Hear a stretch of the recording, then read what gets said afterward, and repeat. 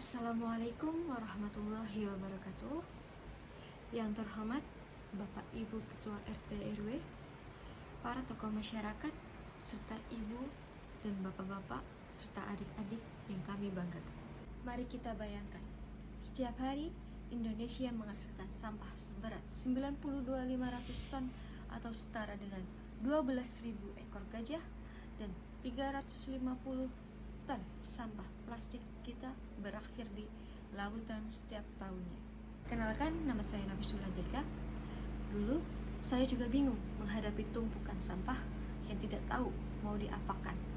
Namun setelah mempelajari dampaknya, saya menyadari kita semua punya kekuatan besar untuk mengubah situasi ini. Hari ini saya akan membuktikan bahwa memilah sampah dari rumah adalah langkah sederhana yang dapat menciptakan perubahan besar. Ada 3 hal yang akan kita bahas di sini. 1. Fakta sampah di Indonesia. 2. Cara praktis memilah sampah. 3. Manfaat nyata yang dapat kita rasakan. Mari kita mulai. Indonesia adalah negara penyumbang plastik terbesar kedua di dunia setelah China. Komposisi sampah kita adalah sampah organik, sisa makanan 39% sebagai status komponen dominan tertinggi atau potensi besar untuk kompor atau biogas, sedangkan sampah anorganik atau daur ulang, plastik 20%, kayu kertas 24%, boleh menyumbang 44 dari total, membutuhkan infrastruktur daur ulang yang kuat. Menariknya, hampir 70% sampah kita boleh diolah dengan baik. Akan tetapi, yang boleh diolah adalah 50%. Terdapat gap kesenjangan 20% antara potensi olahan dan realisasi pengolahan. Lalu, bagaimana cara mengolahnya? Apakah ribet? Mungkin ada yang berpikir, wah, pasti ribet ya. Tenang, ternyata jauh lebih mudah dari yang kita bayangkan.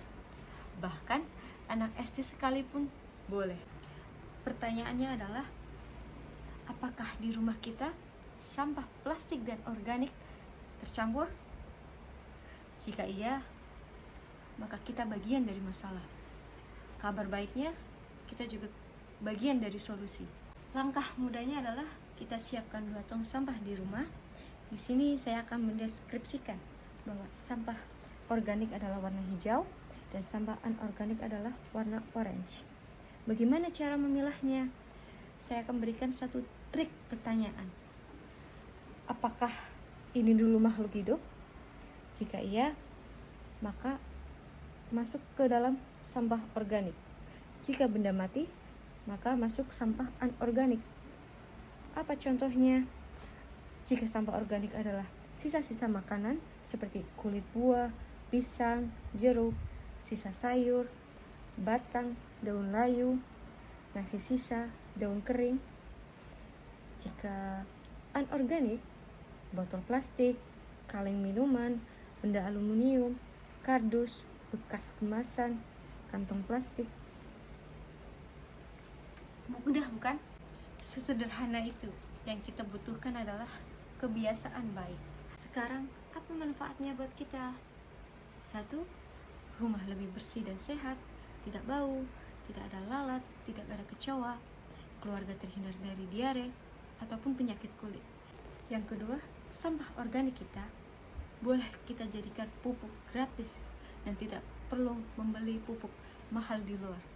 Dan sampah anorganik kita boleh kita kumpulkan lalu kita jual di bank sampah. Contohnya, jika kita menjual botol plastik sampah seharga 3 atau 5.000 per kilo dan kardus seharga 2.500 atau 3.500 per kilo, setiap bulannya kita dapat menghasilkan 50 atau 100.000 per bulan. Boleh untuk beli gas atau beras yang dulunya dibuang percuma, sekarang menjadi uang. Yang keempat, menjadi teladan bagi anak-anak kita. Anak-anak kita akan tumbuh menjadi generasi yang akan peduli lingkungan.